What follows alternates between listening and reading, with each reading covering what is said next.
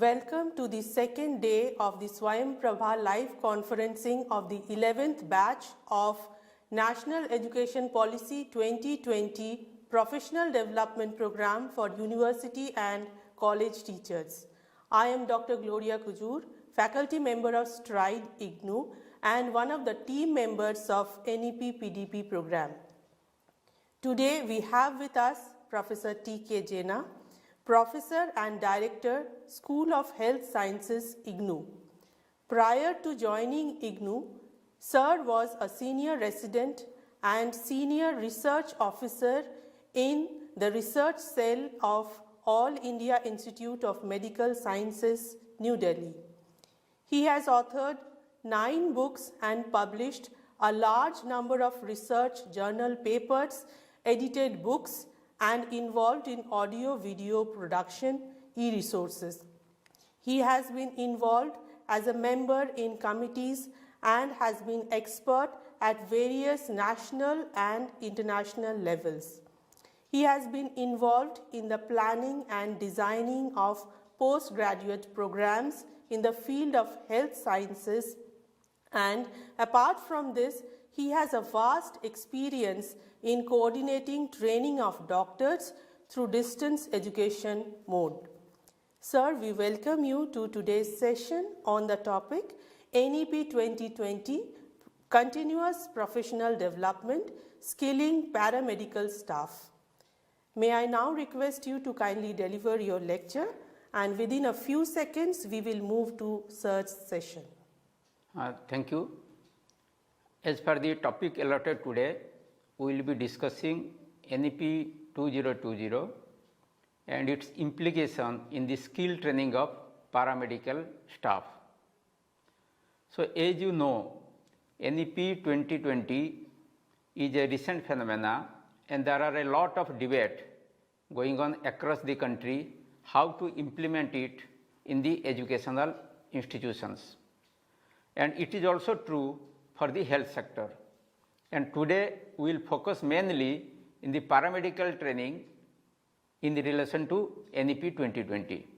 So, my presentation will include briefly about NEP 2020, then skilling process, what we understand by this skilling, and then how we can integrate NEP 2020 with the paramedical training. Then the special challenges in the paramedical education if we want to implement NEP 2020, and then I will conclude. Now, the relevant features, you must have read in detail about NEP 2020, but I am touching the relevant features which will be applicable to paramedical training. One important feature is multiple entry and multiple exit. In general colleges, you must have heard now the graduation becoming 4 years. So, every 1 year will lead to one certification. For example, after first year it is a certificate, then it is a diploma, then it is a graduation, and then with the research component you will get a 4-year degree. In health sector, because our duration of training is different, it will be very difficult to make this component. I will discuss more in detail. When you are telling multiple entry, especially in the paramedical training, we know the paramedical word is no more used now. We usually call it allied health. So, in the allied health training or paramedical, for the convenience of this topic, multiple entry will mean there should be a certificate, there should be a diploma, or there should be a 3-year graduation and there should be a 4-year graduation. But because this is regulated by a council, implementation these issues may be difficult. Similarly, multiple exit. So, we will discuss this more when in challenges come. Modular approach. In modular approach, what it means that okay, you learn one component, then you add another component, like that you come in the cumulative of all the modules will lead to a certification, whether it is degree or diploma. In paramedical training, how it will be implemented, that also we can discuss. Then recognition of prior learning. This is another area where the people who are working, for example, one after 10th pass or 12th pass is working with some doctor or in a hospital without any qualification in the health sector. Now suddenly after 10 years of experience he wants to enroll in some program. Will we count these 10 years of experience? We will give some weightage.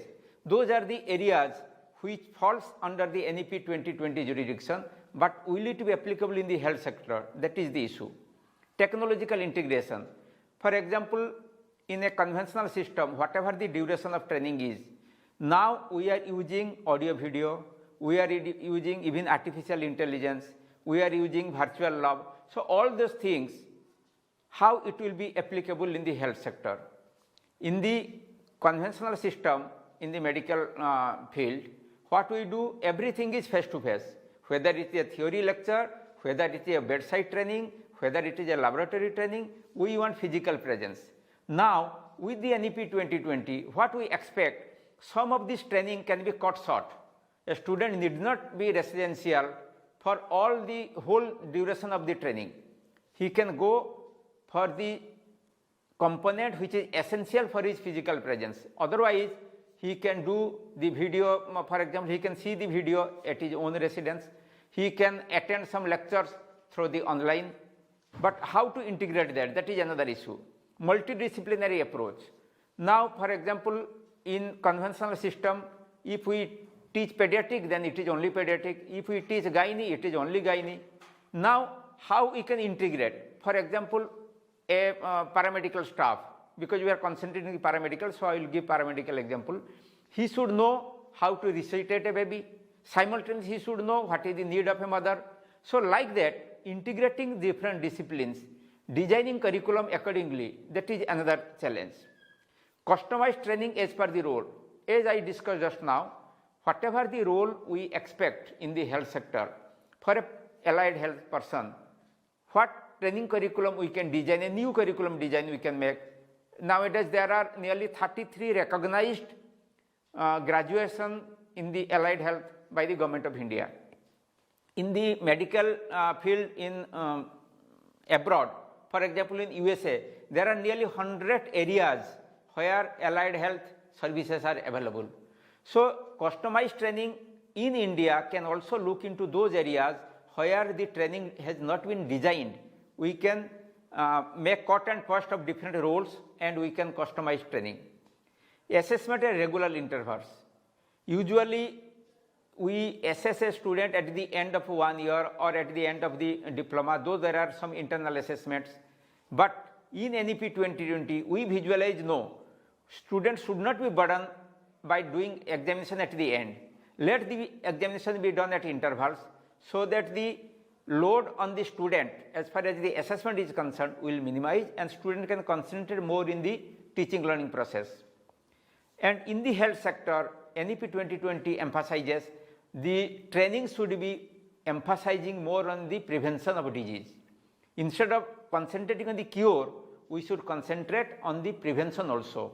So these are the salient features which we will try to apply in the paramedical training or allied health training. Now before going into details, I want to spend some time about the skill itself. When we tell skilling a person, what actually technically it means? What I understand, when we tell I am providing a skill means I am providing a sensory motor coordination. I want to do something, then I am thinking, okay, it should be done in this way. My hand should be trained or tuned to actually do those steps. So that is what is the sensory motor coordination. Whatever I perceive, whether it is through vision, whether it is through audio, or whether it is through some perception, I should be able to translate into motor or the activities. So this coordination has to be tuned in a particular predetermined manner. Now to tune that, what I have to do, I have to repeat this sensory motor coordination activity n number of times, means number of times that will ensure that my coordination is without any fault. I can do that without committing any mistake. For example, repairing a small thing, cycle repairing. I have to do the puncture of a cycle tube. Now I should know these are the steps.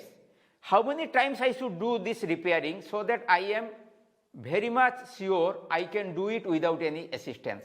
So that is the n number of times, so that the probability of doing without a failure, that means technically we tell repeatability. If my skill is tuned to that extent, the repeatability will be ensured without any fault, then I will tell I am skilled to do that. How to decide that how many times I should do a activity? That n is decided to match the probability of error-free performance desired. To desire a error-free performance, how many times? If it is a very skilled activity, the n or the number of times may be more. For example, giving an injection. How many times one should practice giving an injection? Is it 20 times, 100 times? So that n will decide the type of the skill I am going to train a person. For example, seeing in a microscope, how many microscopy a person should do of a particular blood slide, for example, or for a acid fast bacillus, then I will tell, okay, he can recognize without any help. That is the n. We have to decide as far as the expert decides that, okay, after doing this many times, there will be an error-free performance. And every procedure will follow a laid down sequencing of the skills. For example, doing a microscopy of Marellia parasite. This is a task that I am now training a person who can microscopically examine for Marellia parasite in the blood. Now what will happen? Preparing a slide, I will make n number of times and skill him. Then I will tell, okay, how to put in the how to focus a microscope, that I will skill him. Then I will tell how to take a reading of the slide through the microscope, that I will. So like that, there are few sub skills. So these are the small skills. When I club them in a sequence, I am training them in an activity or a procedure. So every procedure will follow a laid down sequencing of these skills. When I do this in a programming, that is what a robot does. When we are training the robotic surgery, what has been done? Every small skill have been programmed. So when I can do this programming in my training process, I tell, okay, I am skilling a person. Through my training process, a person has been skilled. Now, how we learn this skill? Now we told that these are the process. Actually, if you reflect on yourself, we have been skilled. How? We start to observe. Okay, for example, mother is cooking in the kitchen room. We observe how she is cooking. That means I am getting sensitized. Then I want to do, okay, let me also try cooking. That gives me a feeling. I get a feeling. So first I get sensitized to the activity, then I try to get a feeling of that. Then I try to do it. When I do the procedure, I find, okay, there is something I didn't observe properly. So these doubtful steps I have to rectify. So I observe again and I clarify my doubts.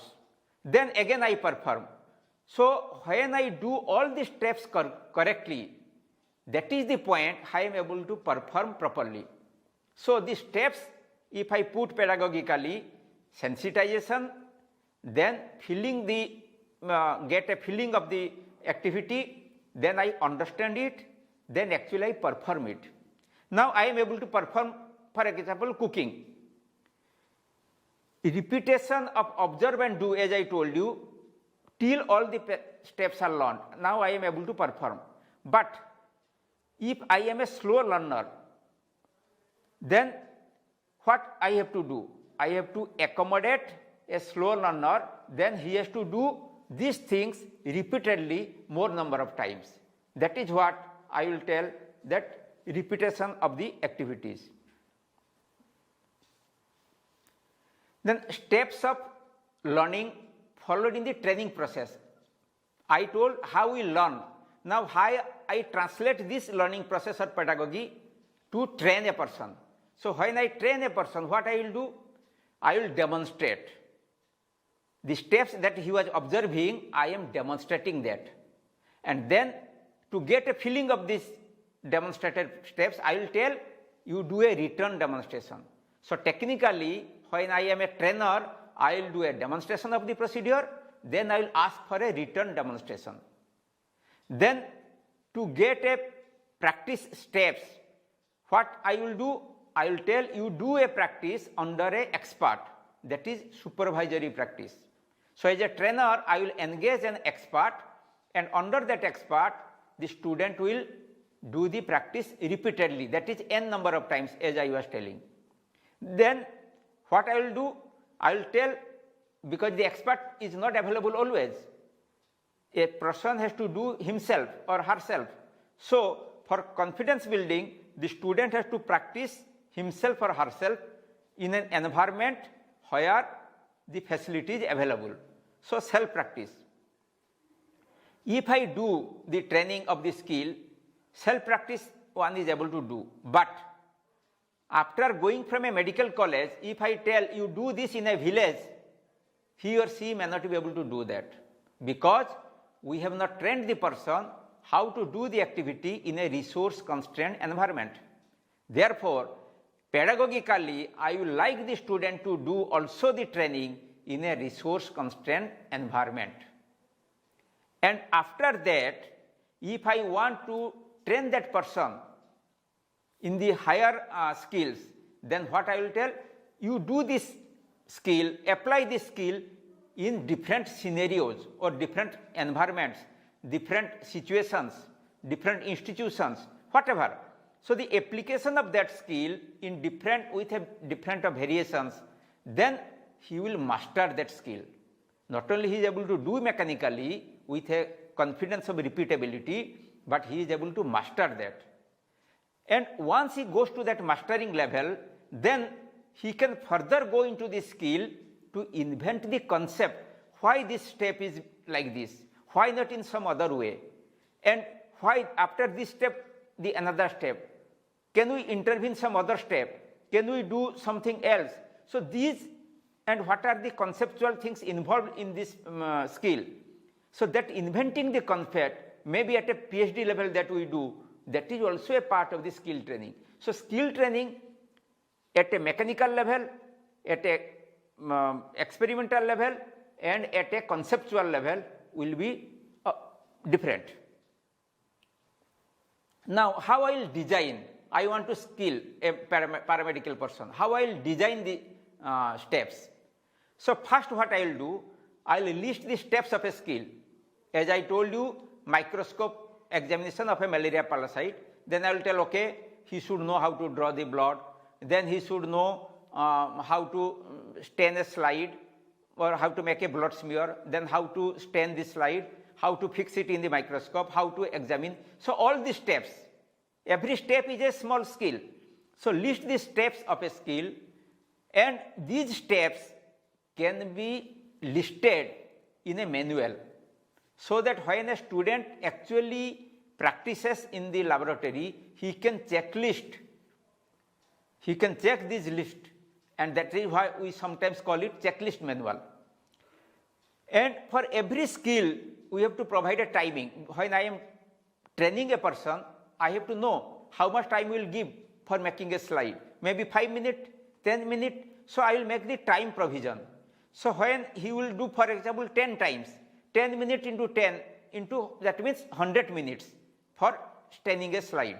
So that is how I will calculate the credit load. When I design a program, I will calculate what is the credit load for this skill. So how I am going to calculate the credit load? This is the way. List the skills, give timing for every step. Then number of the times, as I told you, maybe there are 5 steps, staining the slide, fixing in the microscope, examining it. For each step there is maybe 10 times, 20 times. Accordingly, the time will be decided, and that will what we will call the implementation plan. This will frame our implementation plan, that I will discuss later on. Now, when I calculate in a course I have to do, as I told you, demonstration, practice under supervision, self-practice, resource constraint. Now, examining a malaria parasite, that is only one activity. Number to be demonstrated. Should I demonstrate once to the students all the steps within the skill, or should I demonstrate 2 times? So that is the number to be demonstrated. Number to be practiced under an expert, under a lab technician, how many slides he should do. That is the number to be practiced under supervision. How many times he should come to the lab himself and do it. Number of times for self-practice. That is for confidence building. And number of slides in the resource constraint. What is resource constraint? For example, I am training in a medical college. Now he will be posted to a primary health center in a village. So what I will do, as a part of the training, I will tell, no, you have to have a 1 week posting or 2 weeks posting in a village health facility. You have to do so many slides there. That is the number of slides in a resource constraint environment. So when I calculate all this timing, that is the number of time, that is the credit load, and I will make my implementation plan accordingly. And I identify what are the critical steps in this skill training, and I will try make a video clip, because live demonstration and video clip will have a different purpose altogether. In a video clip, a student can play it 5 times, 10 times, see all the steps, but in a live demonstration it will be once or twice, because there is a resource constraint. Now I take further this designing process, list all the skills to be covered. When I design, what I will do, listing of the skills, what is the outcome objective. If I am training a allied health person as a lab technician, for example, what is the outcome objective we are aiming at? That, okay, one objective may be a student should be able to make a slide of his own and examine for malaria parasite. For example, that is one of the objective.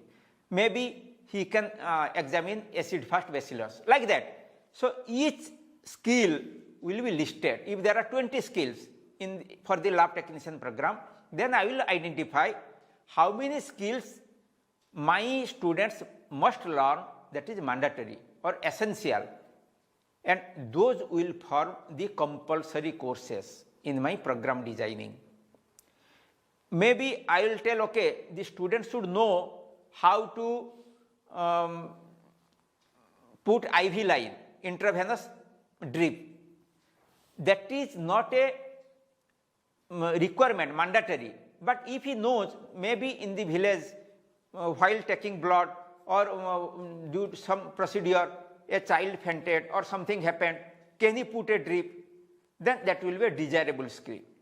And those I will put in an optional course. So a student can have compulsory course and optional course. Then there can be some optional skill.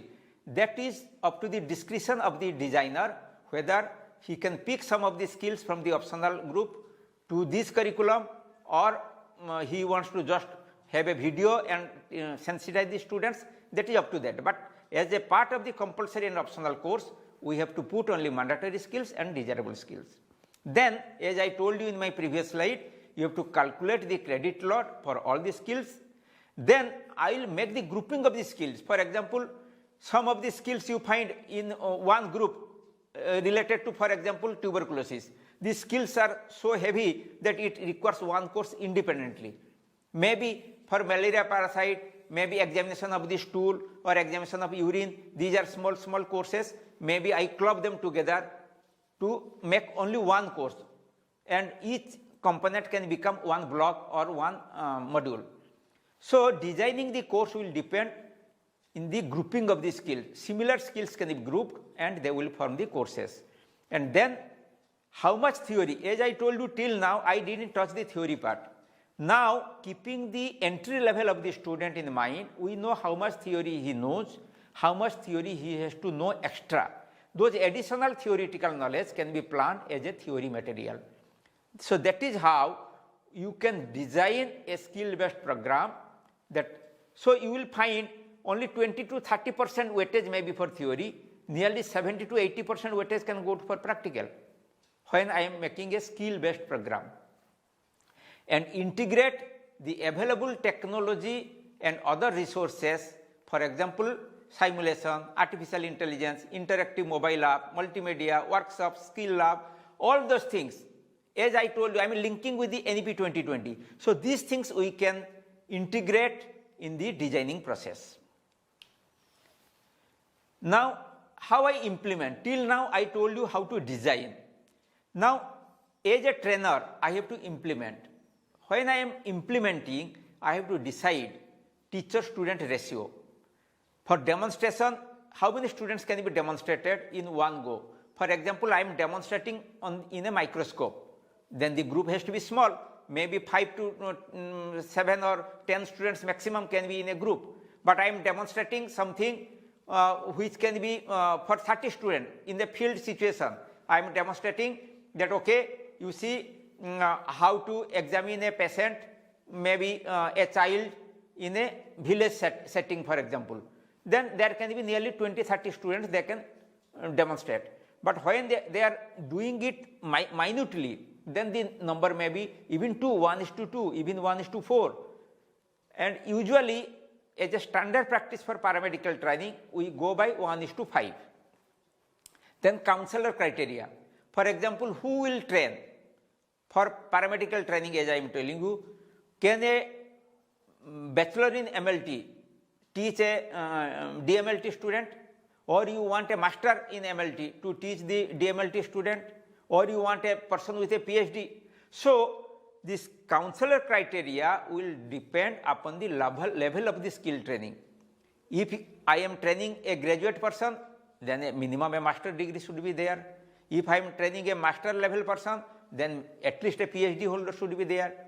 If I am training a diploma person, so like that.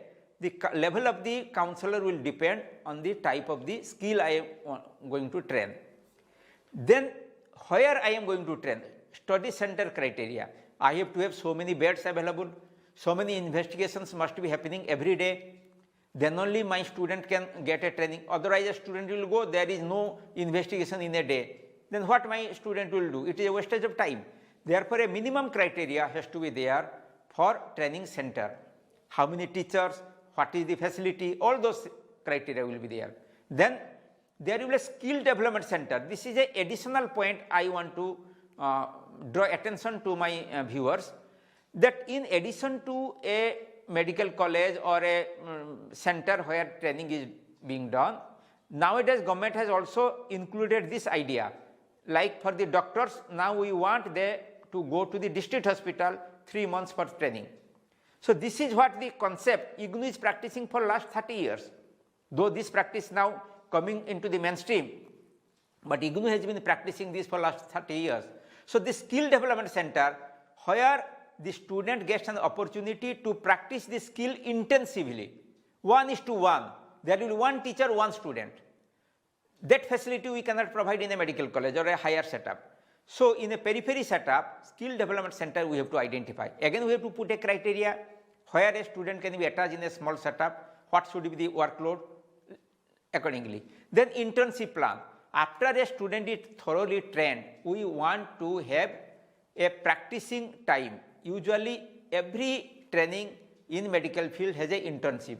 Like for medical graduate, they go 1 year internship training. In nursing and different, the duration of internship varies from program to program. Then there will be assessment plan. We have to also design that after every group of skills, instead of making assessment heavy, what we can do after every course or after every group of skills, there will be an assessment. And we can introduce certificate of proficiency. We should not tell it is pass or fail, because pass or fail does not convey anything in a skill training. He should be proficient to practice that skill. That is what we call certificates of proficiency. This must be introduced, and certificate of proficiency must take care of all the essential skills. Therefore, I am separating compulsory course and optional course. Compulsory course, there has to be a certificate of proficiency. A student must pass. Without that, a student cannot be told that he is skilled. Dealing with a large number, it is very easy to train few persons, maybe 2 persons, 10 persons. But when a nation will need 1 lakh of lab technicians, for example, 2 lakhs of nurses or 5 lakhs of person to draw blood, how we can train large number in a small span of time? What is the principle we should follow? Training method may vary. It may be a medical college, it may be a distance education institution, it may be a virtual lab. Methodology is a different issue. But how to deal in principle a large number? What we can do? Find out critical number that can be trained in a group. For example, in a medical college, I can train 10 students in a group. So that is the critical number, that 10 is required. Find out the critical time period needed for different level of pedagogy. For example, demonstration level, so much time is required. When I tell demonstration, I am, for example, linking the medical college. Then when I am telling pedagogy at a skill development center in a periphery. So a student is being trained in a medical college. Now a student is going to a district hospital, and then he can do the training in a small setup, workplace. Now, when a student is going to a district hospital, I can train some other group in the medical college without wasting time or without any competition with any other student. Similarly, when a student finishes the training in the district hospital, he can rotate. So what I am introducing here, concept of rotating between different institutions, or what I am putting different level of pedagogy. For different level of pedagogy, I am including different institutions. So I can accommodate large number by rotating the students in the same time, while one is doing one level, another is doing another level. So through proper coordination, a larger number of students, more number of groups can be trained. That is what I am telling. Match and mix to plan out number of batches that can be trained in a venue in a calendar year. So instead of only one, for example, a 6-month curriculum, in a year you can train 2 batches. But with this match and mix, maybe within 6 months we can have 2 batches. That means we can train 4 batches. So the number of training can increase. Then identify the number of centers needed to meet the number. For example, one institution can train 100. Let us increase the number of centers. If I put this training in 100 center, then I can train 100 into 100, 10,000 in a year. So I increase the capacity of other centers, and depending upon the number required to train in a country or in a district, I plan my training accordingly. Now, what IGNOU does, in the health skill, what we do, we create theory material, we call it textbooks, that is all, we call it blocks. Instead of module, we call it blocks. We create practical manual, which will guide the student for the procedures. Then checklist manual, as I told you, when one will do the skills, he will checklist that, okay, all the steps are being done in a proper way or not. Then we can create audio video for critical steps. Those are the supplementation to the learning process. Then we introduce logbook. While the student is doing n number of times, when he practices n number of times, he will write n number of times in the logbook. So it will ensure that the student is practicing adequately. Then there will be a program guide that will give a student proper guidance about the course or the curriculum. Then for the trainers, we can have a manual, that is we can call counselor manual, that is a teaching guidance. So you are standardizing the teaching process. Then we can have a administrative manual or the program in charge manual or the center in charge manual, whatever terminology you can use. Those will provide administrative, like that will include exam assessment form, that will include payment to the teachers, that will include enrollment, all the keeping attendance, all the administrative guideline. So like this, for training for a particular skill, we can have this material as a package. Now, what is the academic design? If you see whatever I told, there is a intentional academic design built into it. When I am training in a medical college, that is a group learning taking place. So there is a peer group interaction is there. There can be whatever advantage of group learning, I am taking the advantage of that in a medical college or in a training center. When I am posting them for intensive training in a small setup, it is a one-to-one mentoring. So intensive training is taking place for this skill. Then why am I telling them? Because my topic is today continuing professional education. So, continuing professional education means the student is already working somewhere. So, there is a place where he is working, or we call it workplace, that is on job training. So, he can practice few number of times in the workplace. That is what I am telling, self practice in the workplace. So, these three has to rotate or has to be integrated into the training design. If I am a slow learner, then I have to have additional provision. What is the additional provision? Maybe I will tell, okay, you will repeat the training in the training center so that there will be more number of demonstrations. You will repeat more number of times in the intensive training center, that is one-to-one mentoring, or you will repeat more number of times in your own workplace so that you build up confidence, okay, in my own center I can do it properly. So, these are the additional provision which you have to build for a slow learner. What are the challenges in the paramedical, or I call it allied health training? You see, these are controlled by regulatory body. So, there is a regulatory rigidity. What the regulatory body tells? No, the duration has to be minimum this many, 2 years. Sometimes they tell, no, there will be no diploma, only graduates. All the diploma holders will be replaced by the graduates. Previously, there was a 1 year diploma. There was even 6 month certificate. Nowadays, government has abolished them. So, this rigidity of the duration, rigidity as far as the recognition is concerned, they are rigid, okay, unless these are recognized center, you cannot conduct the training. The curriculum that you are teaching, that has to be also recognized. The training process has to be recognized. Training process, when I tell, for example, they tell, no, you cannot train a paramedical person in distance education. Online training is banned for them. So, what is happening? We have to come out of this regulatory rigidity. There has to be compensation to the student who has already learned in the previous I am telling it integration with the other systems. For example, a student of a Ayurveda system wants to do laboratory technician course in the allopathy system. Now, NEP 2020 allows it. They tell, even for a medical person, they are telling, Haryana government, for example, has done 1 year Ayurvedic training for the MBBS doctors. NEP tells all the allopathic doctors will be trained in the Ayush system. So, this integrating different systems of medicine, that is there in NEP 2020, but there is a challenge as far as the regulatory body is concerned.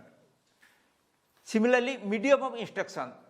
Now, all the material is available only in English medium. Government wants, no, it has to be in the Hindi medium, in the mother tongue of the state. So, these things has to be created, material has to be created. So, the medium of instruction has to be planned accordingly. Recognition of prior learning. For example, I am a lab technician. I have already worked with a hospital or with a private doctor for 10 years. Now, I am a DMLT. Now, I want to increase my degree from DMLT to BMLT, from diploma to graduation. Can I be considered that, okay, your 10 years training is taking care of this many credit load? That means recognition of my prior learning. Or even I am a quack, for example. I have no formal education, but I know how to draw blood, how to give injection, how to put a IV drip. Will I be given some credit that, okay, my prior learning is recognized?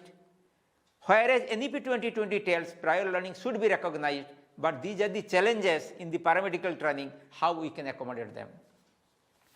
Therefore, I conclude that continuing education is a necessity for paramedical or allied health personnel. There is no doubt about it. Knowledge is increasing every 10 years. Sometimes they tell, no, every 5 years. Therefore, as far the knowledge progression is there, we have to have continuing education. But for continuing education, we have to also think that how we can accommodate large number.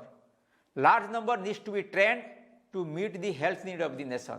India is such a huge country, we have to train lakhs of people. Therefore, if we have to train large number, if we want continuing education, then we have to have flexibility for the technology. Because without technology, you cannot have large number trained in a short span of time. And when I am telling technology, NEP is already providing it, but the regulatory body have to make their rules flexible, they have to change their rules. That is what I am telling. These has to be accommodated by the regulatory bodies. Quality assurance is possible. We should not hesitate that if we implement NEP 2020, the quality of the paramedical training or the medical education will dilute. No, quality assurance is possible. We can design the program accordingly, and NEP 2020 can be accommodated in our medical or paramedical training. Therefore, we need regulatory authorities to provide that flexibility so that NEP 2020 for continuing paramedical education could be a reality. Now I conclude here. I will welcome questions, so we can have a question and answer in a few minutes. Thank you.